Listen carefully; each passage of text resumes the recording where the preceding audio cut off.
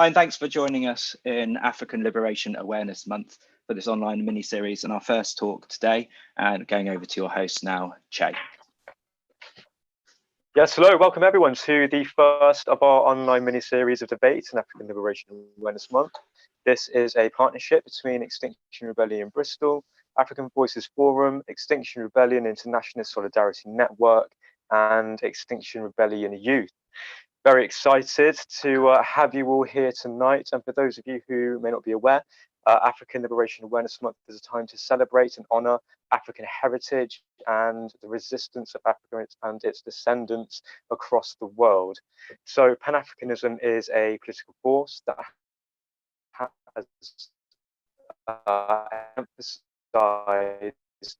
the need for people of African descent to unite and stand in solidarity with African cultural heritage, and to this very day robs Africa of its natural riches. The climate and ecological emergency poses one of the greatest risks to all life on Earth, in particular the continent of Africa, which is highly susceptible to floods, droughts, displacement of peoples, famines, extreme weather conditions, and many other byproducts of the climate and ecological emergency. So Extinction Rebellion have sounded the alarm in the last 2 years and brought climate change into the mainstream when we took to the streets and forced our government to listen. We changed public policy, won high court rulings, mobilized a global movement, but the climate movement, unfortunately, has not succeeded in engaging and empowering diverse communities, the very communities that will be most affected by climate change. This is imperative if we are to achieve true system change and ultimately halt runaway climate breakdown from destroying life on Earth as we know it. And I think if the COVID-19 situation has taught us anything, it's that we are hugely unprepared for a crisis on the scale that climate change sits. But it's also taught us, I think, that the impossible can be made possible. So in this talk, we will look at how colonialism, social injustice, and the climate emergency shapes the global Black experience of Ecocide. And with me tonight to do this, I have an amazing panel: internationally recognized reparations activist, co-founder of Stop the Mangamizi, We Charge Genocide and Ecocide campaign, and a coordinator for Extinction Rebellion, Internationalist Solidarity Network, Esther Stanford-Posey. Hi Esther, thanks for joining us tonight. We also have senior lecturer at the Law School of the University of Bristol, whose teachings focus on decolonizing legal thought, Dr. Fluke Adebisi. Thanks for joining us tonight. And we also have the Green Council of Cotham, former Lord Mayor for Bristol, and community activist Cleo Lake. Thanks for joining us, Cleo. And last but certainly not least, long-serving community organizer, former chair of African Voices Forum, and primary school teacher Sauda Kayalambuka. Thank you all for joining me here tonight. Before we get the questions underway, I would love to introduce Cabo Hugh Ferdinand, who will be reading some poetry tonight. Cabo, thanks for joining us. Are you ready to share your poetry? Oh, it doesn't look like we have Cabo at the moment. I thought we did, but we don't. In which event, I think we should get the questions underway. So, first question I think we're going to start with tonight is very simply, what is Pan-Africanism and how is it linked to the climate and ecological emergency?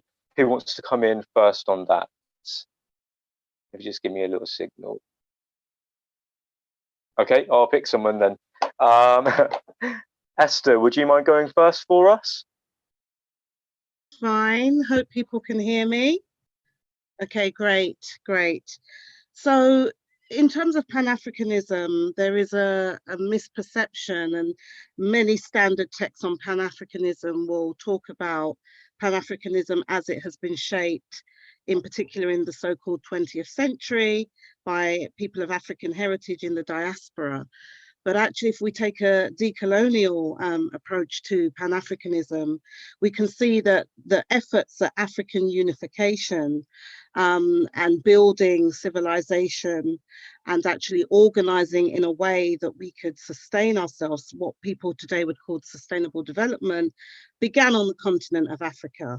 And throughout many different phases of African history, prior to what we, in the Stop the Maangamizi, We Charge Genocide Ecocide campaign, refer to as the Maangamizi, which is the African Holocaust, there were these efforts to unify ourselves and to build polities that were based on a recognition of a cultural unity of the people of Africa. So in that vein, I would say that from our own standpoint, in terms of our own research and organizing with African people, both on the continent and in the diaspora, we would say that Pan-Africanism is an anti-imperialist, decolonizational movement, rallying together a broad array of all Africa-loving forces that are interested in link networking globally in pursuit of various configurations of an independent, worldwide, political, ideological, cultural, and organizational framework of struggle for the total liberation, unification, and self-determined progression of Africans and their kith and kin worldwide. So the point about Pan-Africanism, especially as it has been shaped by African people from the motherland, the continent of Africa, is that it has always been a movement which was about how do we ecologically and in an environmentally friendly and sustainable way, people our planet with a clear sense of responsibility to ensure that we left no or very little carbon footprint. Because for our ancestors, they saw themselves very much as part of nature and not separate from it, and not in a way that became, part of the sort of negative perceptions of Africans during colonialism. But inherently, we knew that we were intimately connected to nature and the earth. And so the way in which we peopled our societies and we formed societies and communities and traversed the continent of Africa, as well as the globe actually, was a way in which was in resonance with, in harmony with, in recognition that we and our Mother Earth are one. So there is this intimate connection in terms of now the struggle to resist foreign domination and impositions, which were very much about removing us from our way of life and our symbiotic relationship that we had, which was about living in harmony with nature, with our land, and actually caring for the land and for each other as we would ourselves. So that is, for me, in a nutshell, what are some of the connections between Pan-Africanism and now the climate and ecological emergency. And so from the time that we experienced various forms of colonization, our efforts could no longer just be directed towards building ourselves and trying to develop sustainable societies in Africa or sustainable communities. We also then had to resist the negative impositions on us that sought to remove us from our way of life and our way of living in harmony with the earth. And many of our liberators, those who we recognize in terms of traditional studies of Pan-Africanism and research on Pan-Africanism, spoke about this. They spoke about, we have people, one of the great ones for me is Amilcar Cabral, and he spoke a lot in his own organizing and his own liberation praxis, which was about the need for African people to return to source. and to resist, if you like, the cultural domination that had been imposed upon us and had totally disordered our societies, disempowered us, and dispossessed us. And with that brought in, especially if we tie that in with the chattelization of African people and the mass trafficking, you see the beginning of this modern phase, the so-called industrialization phase, and how our efforts to unify ourselves then had to also contend with wrestling back, control away from colonizers and trying to restore ourselves, restore our sovereignty, and restore our connections and our vicegerency over land, and being a steward of land and all the resources that are required to sustain human populations. Absolutely brilliant. Thank you for that, Esther. Dr. Adebisi, I wonder what you have to say on the issue of what Pan-Africanism is and how it's linked to the climate and ecological emergency. Hi, Ken. Is my microphone on? I think it is. Yeah, it's. I would say it's quite difficult to add much to what Sister Esther has said, because she's covered quite a lot of ground on what Pan-Africanism is. I think one of the keys for me is that Pan-Africanism is about liberation, and I think Sister Esther's, she's mentioned that quite clearly. The fact that Pan-Africanism has been misunderstood, in some cases been co-opted. If Pan-Africanism, as people are articulating it, is not working towards freedom, then in my opinion, it is not Pan-Africanism. And how does it relate to climate emergency? Again, this is just to add on to what Sister Esther has said. So my approach is very much from an academic or knowledge, a question of knowledge deconstruction, if we put it that way. There's a history to the climate emergency, just as there's a history to Pan-Africanism. So you have on the one hand liberation, and on the other hand injustice. There will be no need for questions of liberation if there are no questions of injustice in the first place. So climate emergency and Pan-Africanism in that sense run parallel, because there is a history of injustice about the environment, and the way in which I kind of look at it is it's the epistemic ideas, or knowledge, the way in which knowledge is formed about things like land, things like nature, and the way knowledge is formed about people, people of African descent and how we relate to that nature. So to summarize, Pan-Africanism is related to climate emergency because the way in which we've formed knowledge about nature has been destructive across history, and it will continue to be destructive until we change how we understand land, how we understand nature, and how we understand the relationship of people to land and nature.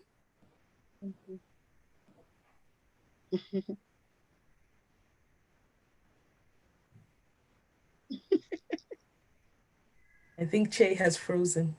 Yeah, it looks so. Sorry everyone, I forgot to unmute myself.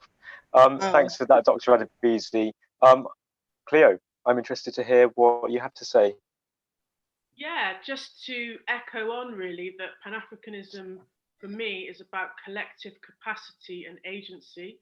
It's about linking internationally across the African diaspora, and it is about, as already mentioned, kind of tapping in and relearning and educating ourselves as African heritage people about indigenous practice, about how historically we had that connection to the land, to nature, but also to the cosmos. So making sense of our space within the universe, really taking it on that massive, massive scale. And it's something that people might perceive to be something that's over there or outside or far away. But for me, it's always got to be about what are we doing on a small level, whether it's for yourself or your street or your community. So it's definitely about that action. It's not about reading a load of books. Whilst that might be important, that can be a distraction from doing the action. And it's about also giving voice to people who are our leaders, whether they want to be considered as leaders or not. It's giving more spotlight to them, because in this day and age, I reflected it and I thought some of the people who we consider, pioneers of the movement or big names in Pan-Africanism, how would they fare today with popularity contests, with social media, with getting the message out there, with fake news? I think it would be a different environment. So I think it's really important that we elevate voices, and that's exactly what you're hoping to do tonight, which I congratulate you on. So yeah, for me, it's about going back to basics in a way of who we are in terms of human beings, and being in a position where other people who haven't listened to our broken record for decades and decades and decades, now they might actually give a window of opportunity to be able to understand there may be another way of doing things, there may be another way of seeing the world, and that will be crucial, because holding back communities that have fostered civilization ultimately just holds us all back. Okay, brilliant. So linking action and bringing action into the debate, very, very interesting. Last but certainly not least, Sauda, what say you on the question of what is Pan-Africanism to you, and how is it linked to the climate and ecological emergency? Hi everyone. Yeah, there's a lot of meaty information that everyone's been talking about, but I've just broken it down. For me, Pan-Africanism is about the unity of all Africans. And when I think of some of our heroes and sheroes, I think of like Kwame Nkrumah, former president of Ghana. I think of Queen Nzinga from Angola. And the idea of the pyramids of Egypt, that couldn't have been built without unification from Africa. And even, today Africa has united, but there's a lot more that needs to be done. But when you think about, they've united in sport because they have the African League of Nations, but I was listening to another Zoom meeting recently by University College, London School of Economics it was, and they were talking about COVID-19 and what lessons they've learned and how they're working together. And they were asking for funding, and it's always that looking outside. Africa is a massive continent. It has so much resources. I would love to see more unity with Africans working with Africans. You need some maize, you've got drought, we can give you some. So I'd like to see more unity. But yeah, so that's what I want to say about it, is that for me, it's about Africans uniting to solve their problems. I understand that, just trying to feed people means they're taking an eye off the global problem, because that's like 30, 50 years down the line. But we need to prepare for that, and it's our children that are going to be suffering at the end of the day if we don't unify ourselves. So for me, yeah, that's what it's about. Brilliant. And just something that really interested me about what you were saying in terms of unification. How do you think, what methods do you think can be employed to achieve that unity and solidarity? And I'll come to the other panelists on this as well. But just quickly, how would you suggest that we do unify and show that solidarity throughout Africa and throughout the world as well? Well, I think partnerships, we definitely need partnerships. We need to work together. No man is an island, as they say, so those partnerships, because this thing is global, it's not just affecting Africa. I mean, if people in Africa are dying because of drought and flood, it affects the whole world. Yeah, so partnerships. We need to work together. I know we had the 2018 Paris Agreement and the campaign around that. I haven't heard anything about that. Most of the research that I've been looking at was from 2019 December. So, you know, this issue seems to have fallen off. I know we've got COVID that we're dealing with, but, you know, this climate emergency situation seems to have fallen off everyone's radar. So, you know, what we need is, it's because it's a long-term thing, but we need to put some short-term steps. But I think partnership is definitely what we need, what needs to happen. Yeah, absolutely. Cleo, I was just wondering what you thought about those comments about, you know, achieving that unification and solidarity. How do we do that in a world that is so connected, but yet seems so far apart in many ways? It's a challenge. It has been a challenge. You know, we can think of perhaps forums or meetings, etc., where you tend to have the same people around the table. So it is about how do you extend that.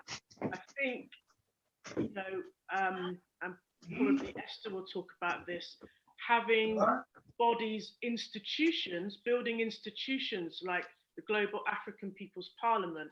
For me, when I found out about that a few years ago, it really excited me because I thought, okay, great, there's the alternative that all of us, whatever country we're in, we can get in and get underneath and actually start to build something for ourselves that is outside of the Western way of doing things. It's something for ourselves. So I think right now there is a great opportunity. I've met people, I've attended webinars and connected with people online that I would never have done if I hadn't been in this situation of having to stay home, etc., etc. So I think the digital aspect can't be undermined, because that is a way that we can get information out there and now connect a lot with each other, even through being a dance artist. Today, I took part in a Haitian dance workshop delivered from New York. That's connecting us. So it's all of those kind of things. And sometimes going through the guise of whether it's exercise, entertainment, is also a way of spreading the message and connecting people. Absolutely brilliant. And Esther, just because Cleo mentioned you, I'm eager to get your take on how we achieve that unification and solidarity in a world that can seem so divided at times.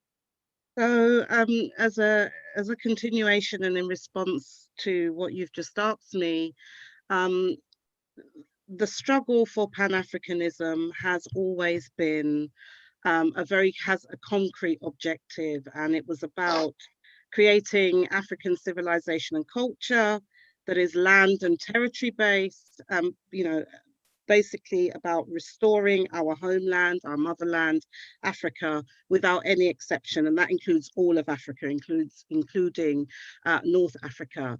So the physical struggle to actually reclaim Africa and to wrestle Africa out of the hands of multinationals that are asserting aspects of ownership of lands and resources that are there to sustain the people is a concrete struggle. So there can be no real African unity or, you know, Pan-Africanism in that sense that is not tied to that struggle. And in that sense, then we have to look at how do we support the movements, the organizations, the groupings, the networks, the various people that are part of these different efforts to do so.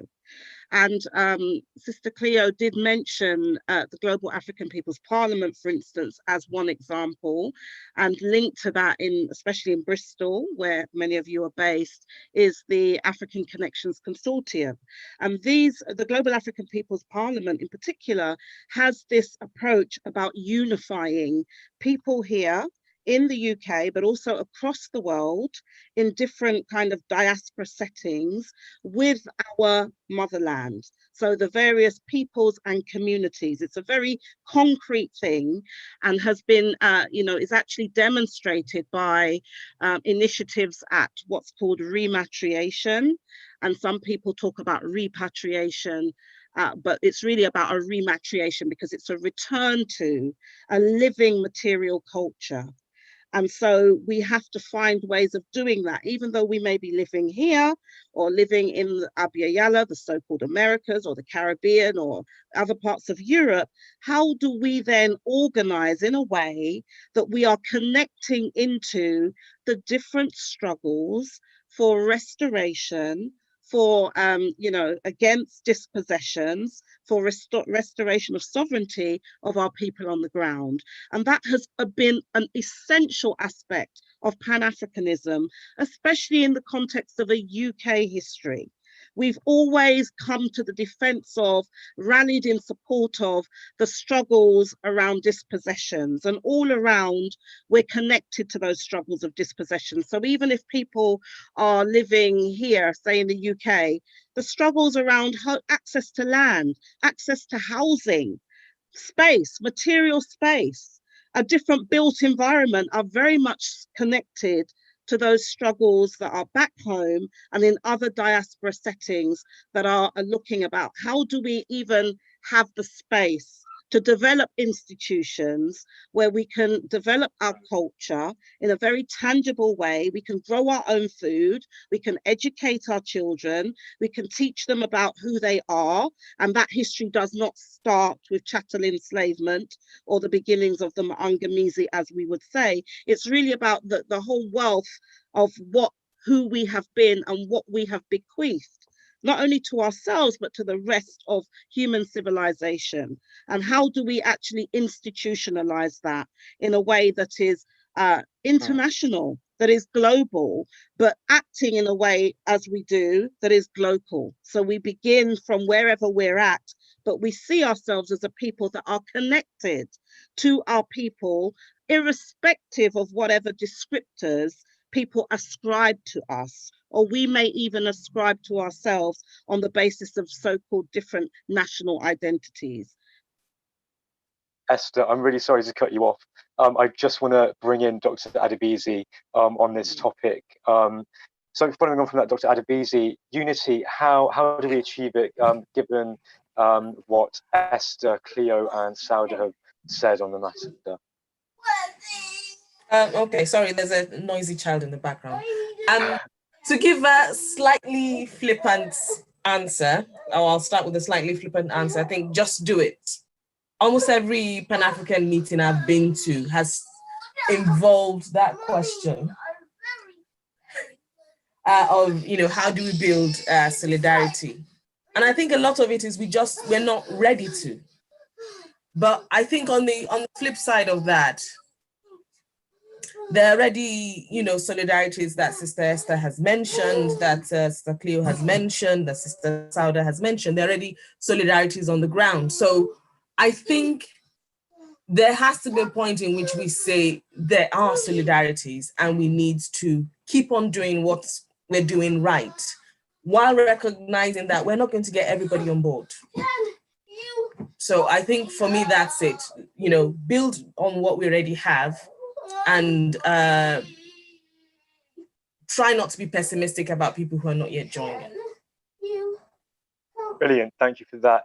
So we're going to move on to our second question now, but before we do that, I just want to encourage everyone who's watching at home to send in some questions and comments. There'll be a quick fire round towards the last sort of 15 minutes of this talk, where I'm going to read out some of your comments and questions to the panelists and have some very quick answers on those. So please do send any questions and comments in. We're very interested to hear what you have to say in regards to everything that we're discussing tonight.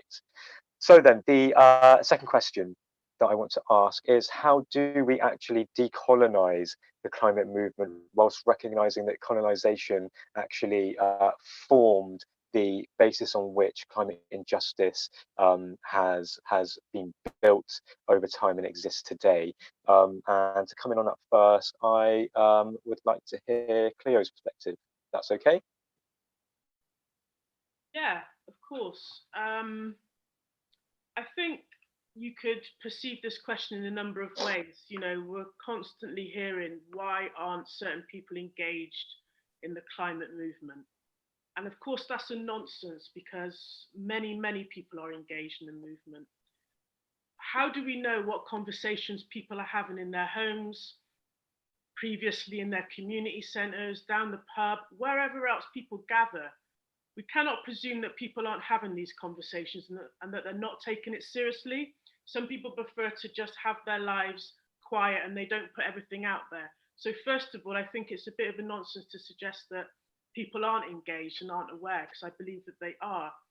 There was a significant piece of work done just a matter of weeks ago, actually, Climate Reframe, which actually lists a whole raft of people in the UK of different backgrounds who are involved in the movement, who do speak out, who do actions. And I'll put that in the chat and perhaps forward it on, because it's an extensive resource that also gives people who maybe are thinking of doing work or having a discussion, etc., etc. It gives them a reference point to say, well, actually, there is someone of Bangladesh heritage, or there is someone of Jamaican heritage, or there is someone else who you can involve in the conversation, because we do exist. Sometimes perhaps it's certain peoples who are kind of, you know, wanting to shape the narrative or taking more control of certain forums as to why you don't see a lot of this. But I think another element is more about actually the priority. And when we talk about decolonizing the climate movement, there's a lot of things we also need to do that go hand in hand with that, with the climate movement, which is obviously a major concern, is top of the agenda for many people. But just to kind of push it in another direction, for me, also we need a poverty emergency. I would love it if all the people who've supported XR would also support a declaration of a global poverty emergency, which is also a huge legacy of colonization. And for me, that is as important, if not more important at the moment. Okay, brilliant. Very interesting take on that. Dr. Adebisi, to follow on from what Cleo said, how can we decolonize the climate movement and recognize all of the other struggles that go alongside that? Okay, that's a really big question, and I'm going to try and avoid giving a lecture.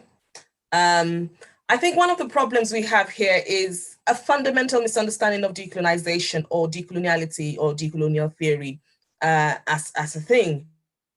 Lots of people, when they talk about, and you know, this kind of builds up on what Sister Cleo has just said, when they talk about decolonizing the climate movement, they're kind of saying, let's bring in other voices rather than let's do things differently. So it doesn't really, we then don't really recognize what people have doing already. So then the idea is sort of like in African communities, there's no climate movement going on. But, you know, and we've alluded to this much earlier, there's a history on the African continent and among African peoples, which recognizes nature, the environment as paramount. Even though those movements, those understandings, those knowledges haven't been couched in terms of climate change or climate emergency. So, and, you know, alluding to what Sister Cleo said again about, you know, let's have a poverty, anti-poverty movement. Again, this all ties in, you know, to all the, you know, it ties into, it's essentially the same thing. You cannot divorce the things that are causing the climate emergency from the things which are causing poverty. So one of the things that, you know, kind of center my work, and I think I mentioned it's the commodification of land. So if we take that as an example, and I think Sister Esther mentioned this, that you've got lots of indigenous populations, and these are not just African populations, who culturally and historically have a very different relationship to the land. And I can think about land as property. It's a very colonized standing of land. It's if you think about other types of property that we have, so things like, you know, cars, shoes, the idea that you can own things that are movable, you can dispose of them, you can lay claim to them, own them, makes some sort of sense. But the idea that you can lay claim to land and own land, I would say it's in itself is perverse, but it also is at the very basis of the way in which the global divide has been built.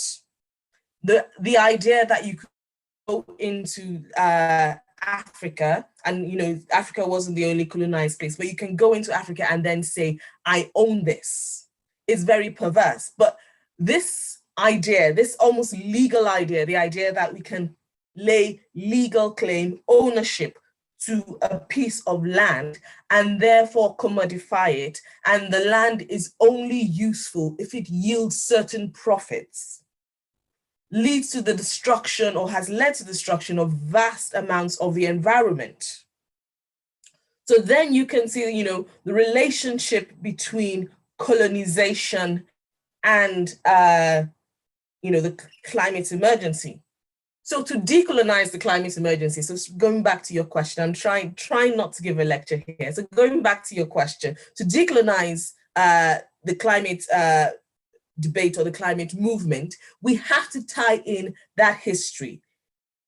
Possible to say, well, what we're doing in the West, let's bring in African voices, where you have completely ignored the injustices that have happened to the African people. You've completely ignored their understandings of land, what they have been doing. So the anti-colonial movement is part of the climate debate. You're not bringing it in. It existed before the climate debate in this part of the world. The understanding of land as not property, but as an essential part of, this symbiotic relationship we have with the earth, existed way before the climate movement. We're not bringing it into the climate debate. We're making sure that the climate debate is saying the right things. So to decolonize the climate debate, we need to reposition our understanding of the world. We need to understand that we have got it wrong, which is why we have a climate emergency in the first place. And then we need to get it right. So, and this is why, I always say decolonization is not diversity. The world is super diverse. So saying you want to make the climate debate, more diverse where the world is already diverse, again, that is perverse. Or decolonization is about representation. If the structure, or if, the knowledge basis is wrong, making more people is not helpful. What we're saying is, and very much the leaning on what the Latin American school says, there are ways of living otherwise. There are worlds otherwise. The world that we're currently living in, the way in which we've structured the foundations of the world, is destructive. It will always lead to oppression and injustice for certain populations. Doesn't matter what happens. You've got COVID-19, and then you've got, certain populations are suffering more than others. Climate change, exactly the same thing. So, and then we then begin to say, well, can we help these people so that they don't suffer that much? Rather than maybe there's something wrong with the way in which we've structured our world. So first we have to understand what decolonization is. We have to understand the history of the world, and we have to reverse that. Absolutely brilliant, thank you. Sauda, what is your perspective on how we decolonize the climate movement, given that everything that Dr. Adebisi just mentioned in regards to getting it right and recognizing the world history and the way that we live at the moment?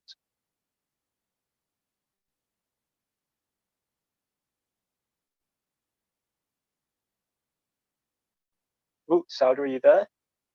I think your microphone's off. Sorry. That's all right. Yeah, I agree with what she was saying about understanding the past and to understand where we are today. But back to the main question about how do we decolonize the curriculum. I think Cleo was talking about who says that people from diverse backgrounds are not talking about climate change. And I was thinking with the part that the media plays in this, because we don't hear the other side of the story. We just hear, you know, from this side. But certainly there are lots of Africans campaigning about the climate emergency. And I was even thinking in Bristol here, we have the Green and Black Project, and we're all meeting here today. So we obviously do care about the issues, and there are lots of other people who care about the issues.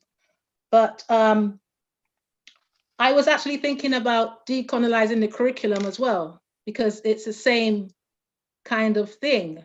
And that's on the agenda a lot now. And it's the same kind of thing, because if you think about imperialism and colonialization and all of that, and whose story the truth is being based on, you know, so we have to, as Dr. Falaki was saying, we have to unpick all of that to understand where we are today. But for me, it's about education at the end of the day, in particular young people. And we need to see more of our young people going to university and studying subjects like technology and science and all these kind of things would help to spread the message. You know, so these are the kind of things that I've been thinking about. And in terms of land, yes, we know that the land issue is a big issue in Africa. I mean, that was the other thing is debt as well, debt. So there's a lot of things to be unpicked before we can actually talk about what's really going on. And I know Esther could enlighten us a bit more on that as well. Thanks, Saudi. Yes, Esther, this is something that is sort of in your day-to-day and everything that you do activism-wise and with sort of the Mangamese. So how do you see that we can decolonize the climate movement? Oh, microphone, Esther. Let me on mute. Okay. For me, one of the key ways is the need, and it's linked to what Sister Faluke was talking about in terms of recognizing the historicity of the activism that Africans and other indigenous peoples have been engaged in. So this notion that the climate movement is white and is European led is a myth, because that just is not borne out in history. And picking up on some of the comments I made earlier in relation to the fact that the issues of tackling climate and ecological crisis and dispossession that have had ecocidal, as well as, if you like, genocidal impacts, has been very much part and parcel of the continued struggle for African liberation, which is continuing to this day. So we have to tell the truth. We have to tell the truth about who this movement is, what is this movement, and not just see it as just some, you know, something that just emerged. And even though we're part of Extinction Rebellion Internationalist Solidarity Network in terms of the Stop the Mangamese campaign, we co-founded it. We also internally with Extinction Rebellion also challenge this notion that somehow the rebellion started in October 2018, because actually the rebellion, as has been waged by colonized peoples, African peoples, indigenous peoples from, you know, the four corners of the earth, has been something they have been engaged in for centuries. And so this is what we need to do. We need to reframe the discussion. We need to tell the truth. We need to recognize the initiatives that people have already been engaged in and how they articulate the notion of climate and ecological crisis. It's not just a singular issue. because that is connected to land struggles. It's connected to, the struggles around impoverishment and access to resources. It's connected to so-called pro-democracy movements that we see all across Africa. It's connected to many of the people's struggles. We don't have the luxury of just isolating, as thinking that we can isolate climate and ecology from our day-to-day lives. So in that regard, we recognize that there are multiple intersecting emergencies. And one of the things that, now speaking as part of the Extinction Rebellion Internationalist Solidarity Network, that we champion, and it's important to say that our whole reason for existing as the XRISN, as we call ourselves, is to foster mutually respectful, cooperative and beneficial connections with people from existing communities of resistance, that's the key thing, on the front lines of the climate and ecological crisis in the global south and the global north, who are working on environmental justice so that, one, these perspectives on resistance, rebellion, transformation, how we live in harmony with our Mother Earth, the cosmos, nature, and members of the human family get represented through our XR UK. And secondly, to ensure that there's two-way learning between XR UK and the various, tentacles of XR UK and people from these communities of resistance, and by extension, many of these other movements. So we're providing this bridge, and a big part of that is about the re-education.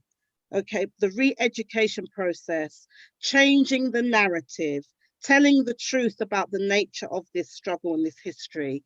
And in that regard, it's important for me to also mention in an African context that this work and this approach, which, although I recognize there are many different formations of African organizing, but this one that links the struggle to, if you like, avert the climate and ecological emergency, to stop ecocide, and also inherent within that genocide, or even the notion of what's called cultural ecocide. There is formations such as one of our Global South partner networks in Africa, which is the Extinction Rebellion Affinity All African Network, which is XRAN.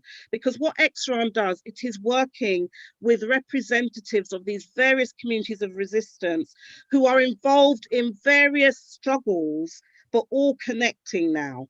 And they may not, typically, if you look at them or even understand what they're trying to do, be seen as climate justice activists, because they are not conceptualizing how we avert the climate and ecological crisis in that narrow way. So let us recognize those efforts. I mean, many people, and there's been a lot of negative press around XR and XR so white, but then at the same time, there is a denial and a lack of recognition of those of us who have been engaging with XR from its founding, and who have actually helped to shape and transform XR, and even introduce some of these discussions and these connections with movements. That needs to be recognized. And we mustn't keep on just kind of eradicating that because it's not comfortable. And I think that we also have to resist, and Sister Faluke alluded to it earlier, this thinking that it's just about diversity or just having some African voices or Asian voices or indigenous people as a way of thinking that's decolonization. No, what we have to do is resist this NGOization of our resistance. And that is also happening by many organizations now thinking, well, the way we do that is just promote certain activists who they'll say are black or brown or whatever. And so it has to go beyond that as well. We have to equally expose and challenge that, the way in which the struggles are actually being redefined. And some of us are complicit in that sort of sanitization of this live resistance and rebellion that is happening today.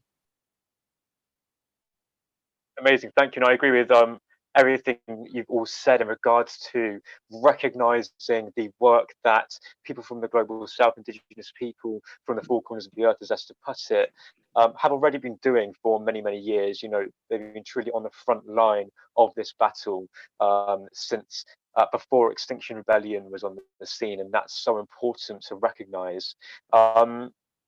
Brilliant. I want to bring us to our third question, and I think this is the much more sort of difficult question to satisfy in my mind anyway, and it's all about solutions.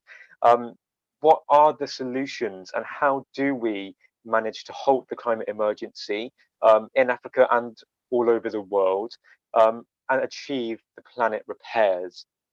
How do we do that? And I want to bring Dr. Adebisi in on this first of all, if that's okay. Okay. Yeah, solutions. I don't really like questions about solutions because I'm an academic. So I think, yeah, because I think it's easy to say do this, but sometimes what we need to do is think a little bit more. And I know that sounds a little bit academic, but I don't think there's an easy solution, because if you go back to what, my response to the previous question, I said we need to rethink the structure of, the entire world. So how do we, that's not an easy thing to do. And I suspect that because it's so difficult to rethink the world, a lot of people think, well, let's just make it as successful as it can be for the maximum number of people. The problem with that, of course, is those who have been pushed to the sidelines continue to be pushed to the sidelines further and further. So for me, that's not a viable option. So we need to go back to this question of rethinking the entire world, but then how do we do it? So I suggest that there are 4 things we should be doing. And again, my answer is going to be quite academic, apart from one bit of those 4 things. I think we need to question. And I think we have got to a point where we have easily accepted that where we are is where we should be. I think we no longer question. So I think we should continue at all times to be questioning what we have, where we can go, and what this world can possibly be. But I think the other one would be read. And again, that's quite academic, but I suspect it would be a good thing if we could read more and more, not just about, climate change movements now, but about, decolonizing and decolonization and things that have happened before, what people are imagining, the world to be. So we need to understand. So the third point would be to understand the very nature of the world. And you cannot do that without questioning, without reading, before then you begin to understand and imagine. But I think the 4th point would always be action. It's very easy to go on reading and questioning and, carrying on intellectually without actually doing anything. So I think action is important. But I think overall, and not to be too almost esoteric about it, there is room for radical imagination. There's room for. Are we on? Yeah. Oh no. Where? You cannot see. Just. Where are we? Demi. Where are we? Demi, can you go and let me finish? Yeah, but where are we? You can't see it. Sorry. Oh. Sorry. No problem at all. Yeah. So there's room for radical imagination, and to a certain extent, and a lot of people would know this about me, even though a lot of my work is on decolonization, I do try and avoid using that word all the time, because I think sometimes when we say decolonization, we're saying one thing and lots of people who are listening are hearing other things. And this is why, I think the literal meaning of radical imagination is very important, thinking about worlds otherwise, who's at the center of our understanding.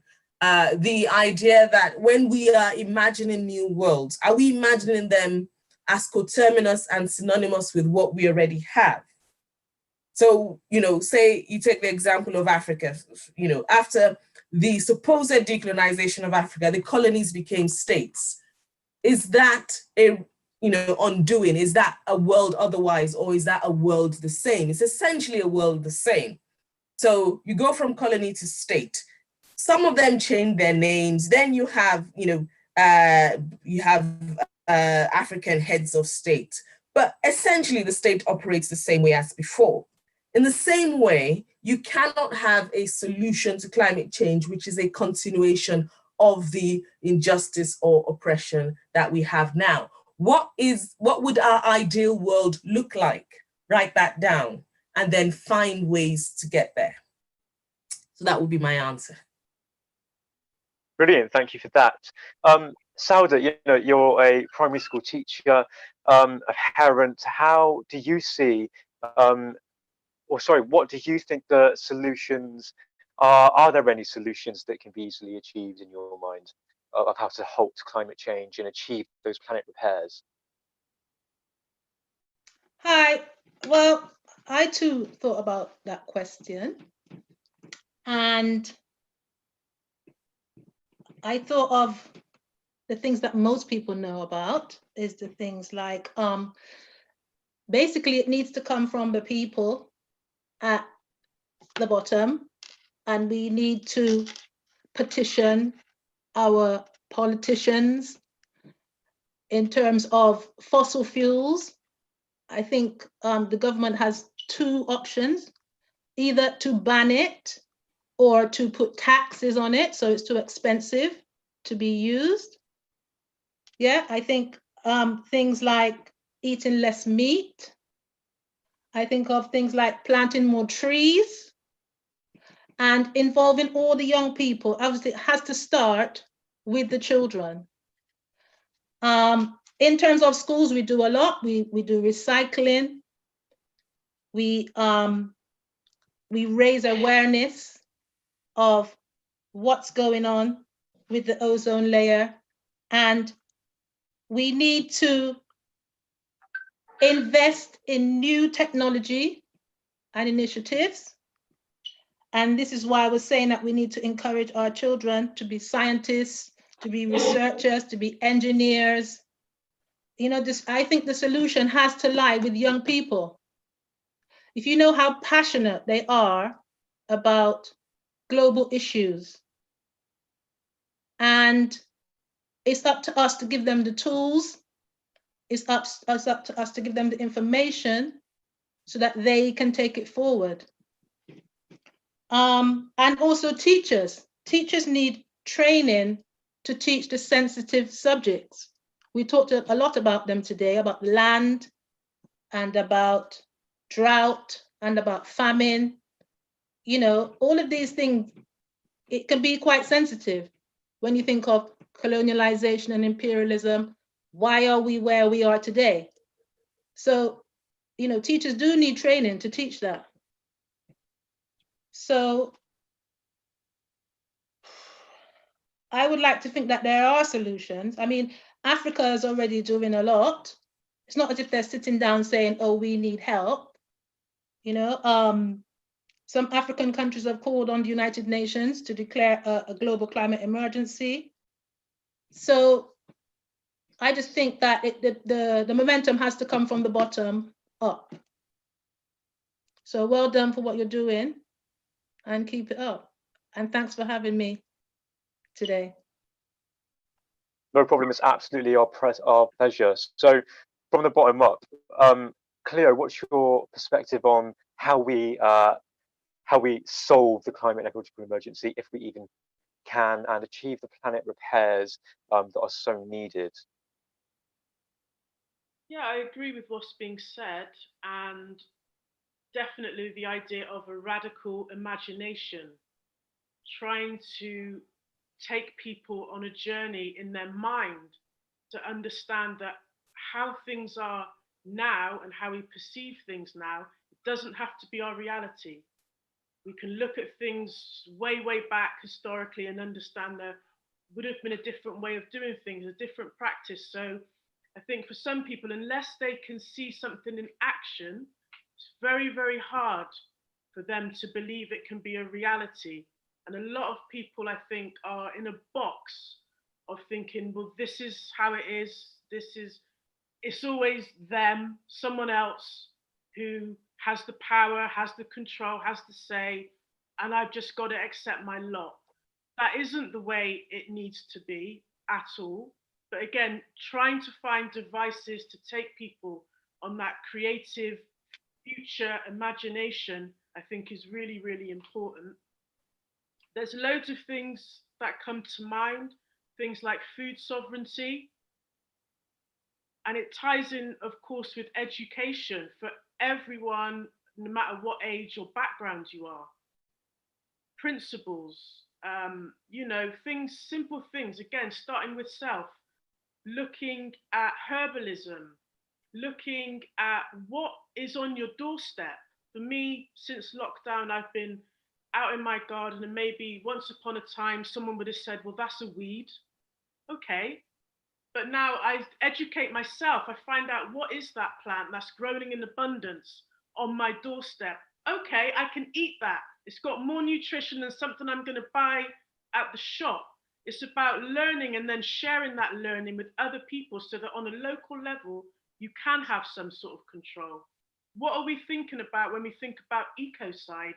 Well, is using a harmful pesticide on our streets? That is ecocide, as far as I'm concerned. From I know that certain weeds are growing, weeds in inverted commas, let's reframe weeds. Herbs are growing in abundance, and there's a drive for certain institutions almost to eradicate these, which has a knock-on effect to insect and other plant life, and ultimately us. That's ecocide that's happening on our doorstep. Also, I would recommend people, if they haven't seen the film, The Last Black Man of San Francisco, which I watched recently. Highly recommend. It's a great film. You can escape in it in a bit. It actually frames plants and trees in a very beautiful way, and it deals with gentrification and also a creative imagination as a way of survival. But what's also interesting when I watched that film, which was only earlier this week, was that it occurred to me actually that any development on land, it could be right here in Bristol, any development that doesn't put a social purpose at the heart of it, so it could be a massive building with no social housing, that is ecocide for me now. And I didn't make that ultimate connection until I saw the film, and I saw how poetically they showed people digging up an area that meant something to some people.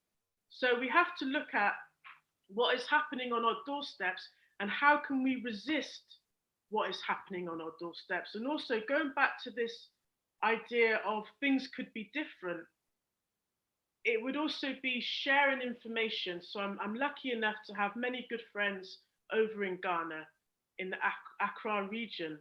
And, it's been on social media and been able to highlight things like the idea of a universal basic income, which more people are talking about now as a way forward. That if that was a way forward, then that would also have an impact on this climate situation. And friends pick up on this wherever they are in the world, although it feels like it's something that would be happening in the UK or happening in America, universal basic income. Of course, it's entirely possible to be happening globally if we can shift the way that things are going. And in line with that, it is about also learning things that we've lost and going back and picking up concepts that we've lost. What is our cultural frame? How do you govern your way of life? Is it through the legal system? Is it through UK Parliament? A lot of the time it will be, whether you stay on that line or not. But is there something bigger that should override all of that? And if that's the case, then we all need to get on board and actually get to a point where we say, we've built this now.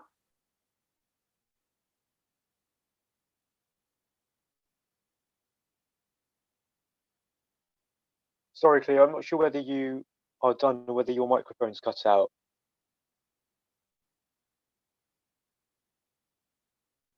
I think we may have lost Cleo for the time being. Completely agree with everything she has just said. Esther, how do you see that we can solve the climate emergency? Can we even solve it with one stroke, and how do we achieve the planet repairs? Okay, so linked to how we began the discussion and talking about Pan-Africanism and its connection to tackling the climate and ecological emergency. And I spoke about the struggle for Pan-Africanism being a very concrete struggle that was tied to restoration of land.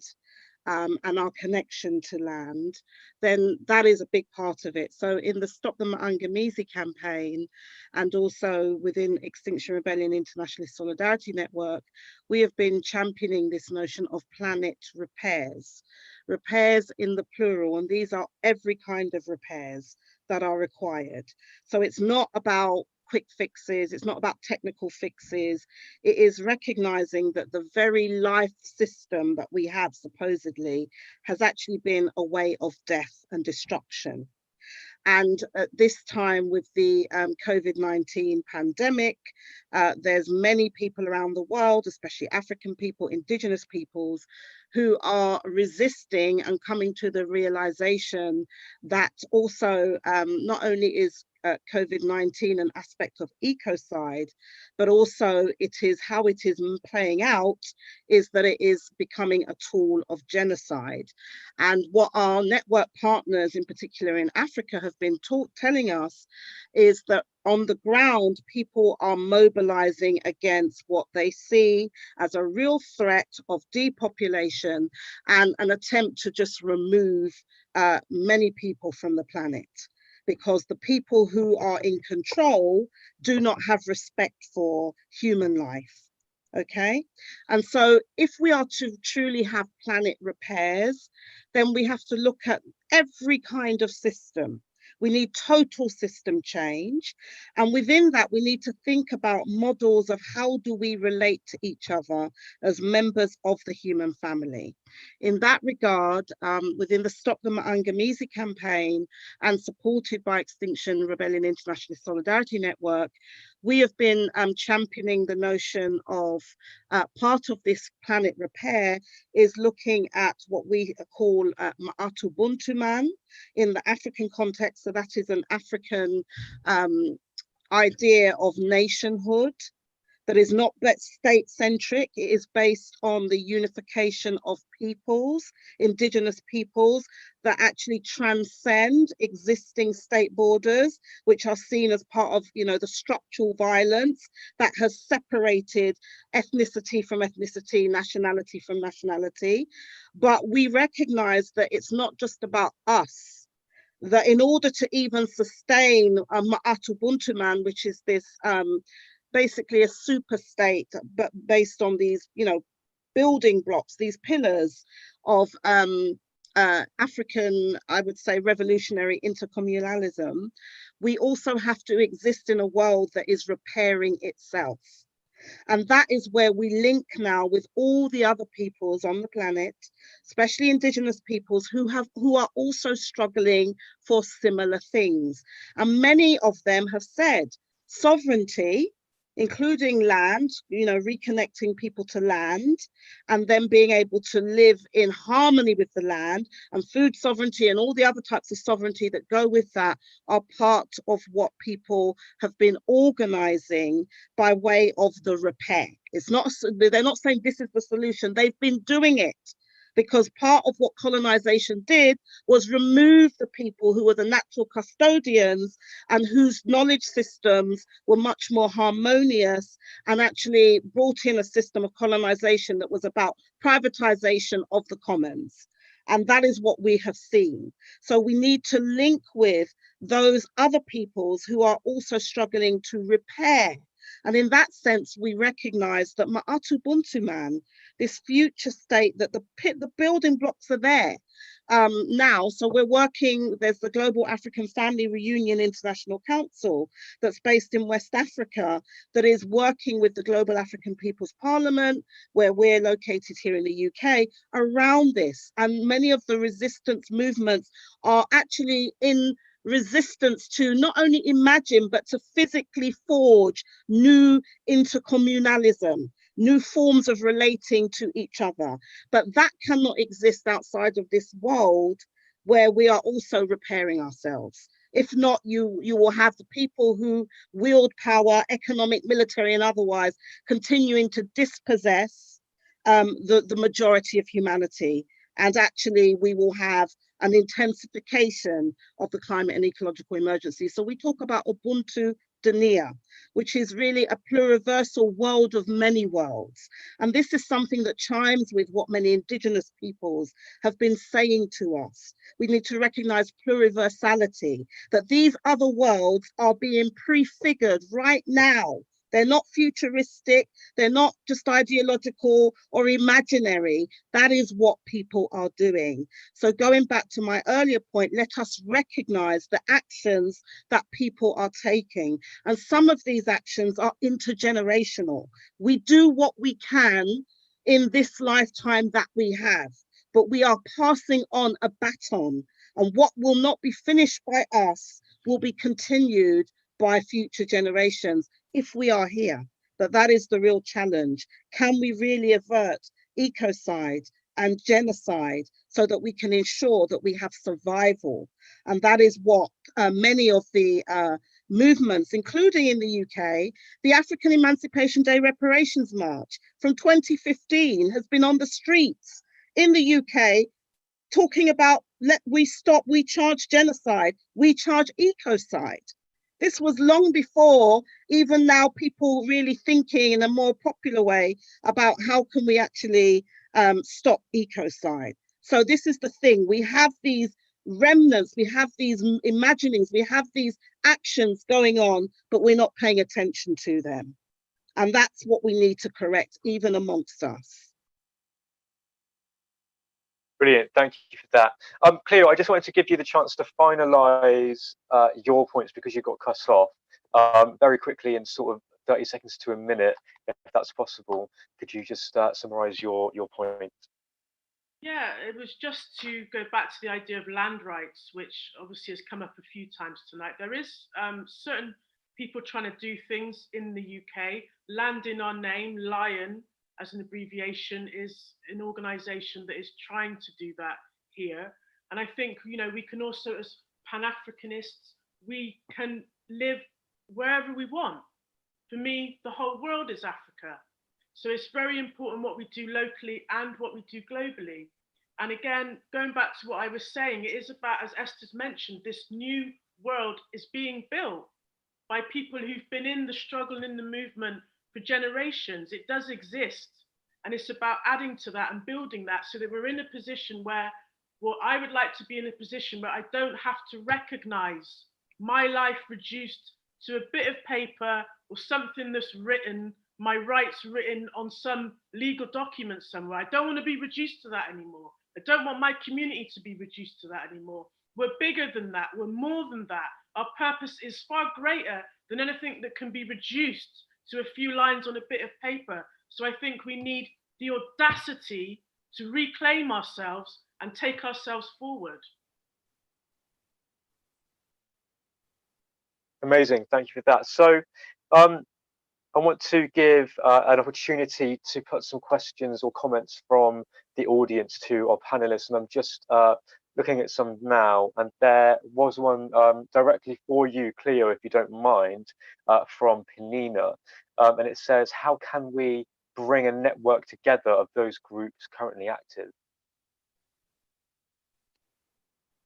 Esther mentioned earlier, and I don't have the question in front of me, so I'm presuming perhaps you're talking either about African heritage groups or perhaps wider than that. I think African Connections Consortium is a good starting point in Bristol. It's about being active, and it's about doing what we're doing already, having these conversations, but dedicating time and committing and having actions that we can move forward with and hold ourselves accountable to in terms of a stepping stone to what we're trying to create. So I think, you know, going back to climate reframe is another resource that could be used to actually dig deep and find out who's doing what where and how we can actually link. So having awareness of who's doing what is a very good starting point. Okay, brilliant. Thank you for that. There's one that I actually think would be great for Esther to answer. And it says, may I ask, ideologically speaking, what/who is working against the ideas or accomplishments of Pan-Africanism? Are there concrete examples? I'm not sure if I understand the question, but can you repeat the question? Sorry. Yeah, no problem. May I ask, ideologically speaking, what or who is working against the ideas, efforts, and accomplishments of Pan-Africanism?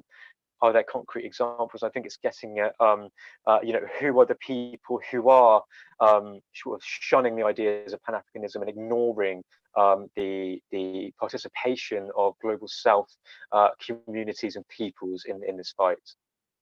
Well, it works on two levels. So in the UK or in a European context, I know that there's great resistance, even ideologically, to the notion of Pan-Africanism. It's very rarely studied, for instance, in educational institutions.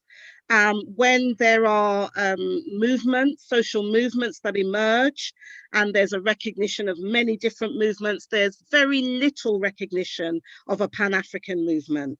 So just at the, the level of epistemology, that happens across the board.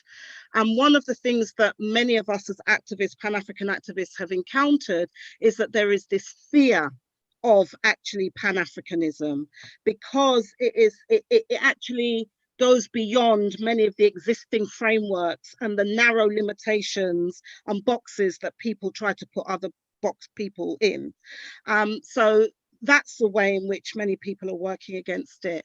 I would say that even in terms of the denial of our, the unsettlement, if you like, of the African national question is a way in which Pan-Africanism is being denied. So many of the existing state formations in Africa where we, emerged from, however long ago, are part of the problem, because these were neo-colonial Bantustans, as our scholars have told us, that were designed to not empower the indigenous people of Africa. They were designed to empower and to benefit and to materially resource the colonial nations. And so the great Kwame Nkrumah, in his neo-colonialism, spoke about this being the last stage of imperialism, whereby we have this semblance of being or having so-called independence and self-governance, but actually our economies, our political systems, all the systems of governance are controlled by people outside. So that is still concretely happening today. The way in which we name ourselves, the identity misrecognition, BAME, all kinds of things for African. We're in the decade, international, United Nations, international decade for people of African descent. And it's even a problem for some people to recognize that we are African and we assert our right to an African identity. We're even denied that. Because no, we're told, oh, well, what about everyone else? Oh no, other people like this term, people of color. So just even to call ourselves, it's a problem. Yeah. This is what our children are facing. And then we wonder why they are turning that violence in against themselves and committing reactionary suicide. We wonder because they've been denied true knowledge of everything that they are and everything that their people have done and contributed. And they do not quite understand their place in society and why they are still, despite everything that we have given to the world and the birthing of human civilization, they are still oppressed. They are still dispossessed, even here in the UK where we live. Absolutely, I couldn't agree more. And thank you for that really passionate answer. Sauda, there's one that I think would be great for you, and it's how do we interpret the vision of Pan-Africanism to our young people? That's a big question. How do we interpret the vision? I think they have to see unity amongst us, as a community. And I think African Voices Forum does a very good job. You know, we have a number of African organizations who have the same objectives, and we come together and we work around those objectives. So I think it's important that they see examples, and I think it goes quite deep, even down to our hair, because if we're not proud of who we are and in our natural state, if we try to be somebody else, you know, what is that telling our children? So I think it starts with the individual, as Esther was saying, acknowledging that we are Africans. You know, I have, I wouldn't say it's still going on now, but some parents from Jamaica would say, no, I'm not African. You know, so we have to, and you know, it goes back to this negative image of Africa. And I don't know why we're not proud of our heritage. We're not proud of our names. You know, I wasn't born in Africa. I was born in Britain. You know, I've been to Jamaica, I've been to Egypt. But there's some of us that don't want to know anything about Africa. We don't think it's necessary to pass on that knowledge to our children, you know, and that saddens me, because if we don't know where we're from, how do we know where we're going? You know, so I think it definitely starts with the individual, and it starts with the community. And we do have a struggle to assert our Blackness. You know, so some people say you're too Black, you know, and I don't know, but you know, it's very important that we have a positive identity for ourselves, and that our children have that positive identity, and they learn about the positive contributions that Africa has given to the world. You know, and it's not just happens in October. You know, it needs to be embedded in the curriculum. This is why we're trying to decolonize the curriculum. I mean, as a teacher, it's not a problem for me. You know, I have a class of diverse children, and I'm doing diverse work. Sauda, I'm really sorry to interrupt you. I just want to bring in Dr. Adebisi as we're running out of time. Thank you so much for your answer. Thank you. I hope I've answered it clearly. Absolutely, you have. Thank you for that. Thank you. Dr. Adebisi, there's one that is directed to you, and it says, Dr. Feluke, do you see people's assemblies as part of the solution to climate change and the climate emergency? People's assemblies, what does that mean? So part of what Extinction Rebellion fights for in our 3 demands are citizens' assemblies and people's assemblies, and that is basically the coming together of ordinary people to debate the issue of climate change and the solution. So it's giving power back to the people that will be directly affected by the climate and ecological crisis. And the question is asking you is, you know, do you see this as a viable solution or part of the solution? Okay. I mean, I like the idea of people's assemblies, you know, just the idea of it. But I also think we should think about the logistics of it. And since you've just explained people's assemblies to me, I may not, you know, be quite informed about how it operates in practice. But, you know, one of the things that I have found, and this is very much from an academic running sort of like academic sort of assemblies, is, say, for example, you have conferences about Africa that affect the African people. You want African people to talk about it, but about 90% of those conferences happen in the global north. We can't get sort of visas for people from Africa to come and speak on that. Or, you know, so my question sort of, you know, I think it's a good idea, but we would have to ensure that we're not speaking for other people, that we're not making those whose voices have been sublimated to continue to be sublimated. One of the things I have tried to do has been a little bit difficult, but I am working towards that gradually, is to have all my conferences on decolonization to have a parallel conference in Africa. So if we're having people's assemblies and you have 50 in a year, and 45 of them take place in the global north, only 5 take place in the global south. Even those ones that take place in the global south, are we having them with voices that are already privileged, or are we actually having them with the most affected? Are we listening to what they're saying, or are we asking them questions to which we sort of, leading questions?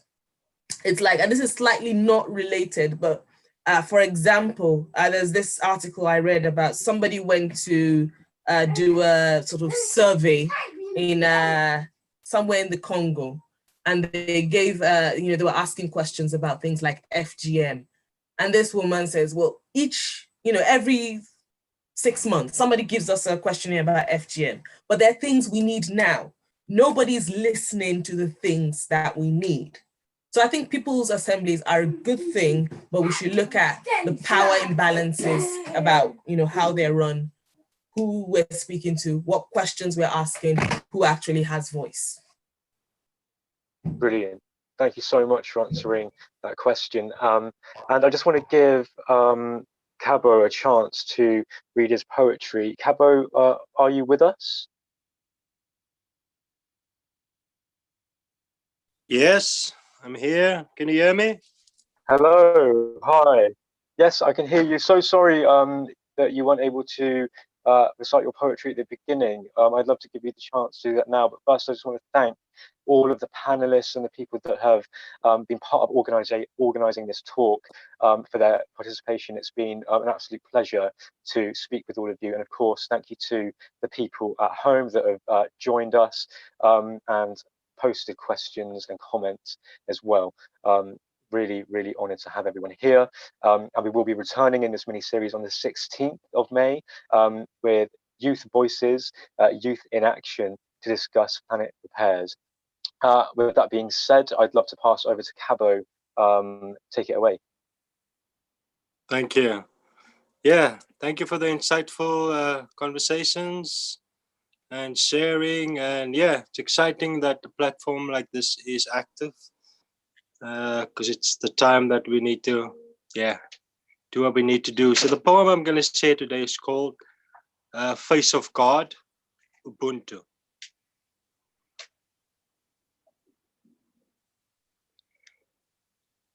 Claiming my own liberty, I'm setting myself free on this earth's elliptic journey, finding like-spirited beings as me, you, healing me as wounded being, who I am.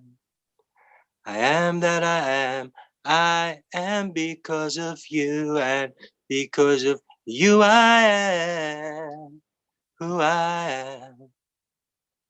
I am that I am. Ubuntu, face of God. If God had a face, he would look like mine. Looking in the mirror on this journey through time, seeing into your eyes, what shall I find? Lurking in the shadows of an over-imaginative mind. Whose I to be? First man, extinct decreed. Indigene, me.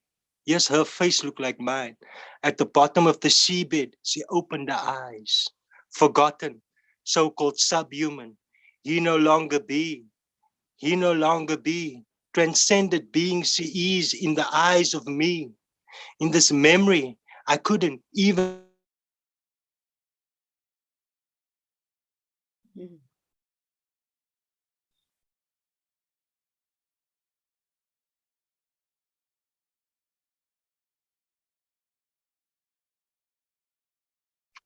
I know, I think we actually lost Cabo there. Such a shame. It was an absolutely beautiful poem. I will try my best to have him back on one of our other talks, because I think it would be absolutely brilliant to hear the rest of that. But again, I just want to thank everyone, the panelists, the organisers that have helped put all of this together over the last few months, and all of the other panelists for the next talks as well. And of course, the people at home who have tuned in, listened for this hour and a half, and engaged by posting comments and questions for us to put to our speakers. Thank you, everyone. It's been absolutely amazing. I'm so humbled and honoured to have been part of this. So yeah, thank you very much, and see you on the 16th for Youth in Action. Am I back? What happened? Oh, you're back, Cabo. I'm so sorry. I think we might have to ask you back to finish up, because we are about to finish the live stream. Such a shame you weren't able to finish your poem, but I'm sure there will be time for you in the next talk. We've got 2 more talks coming up, if that's okay. So sorry. Okay. Okay, take care, everyone. Lovely having you. And Thanks, Chai. Good luck with the others. oh, thank you so much. Take care, guys. Nice to see you, Esther. Bless. Thank you. Thanks, Cabo.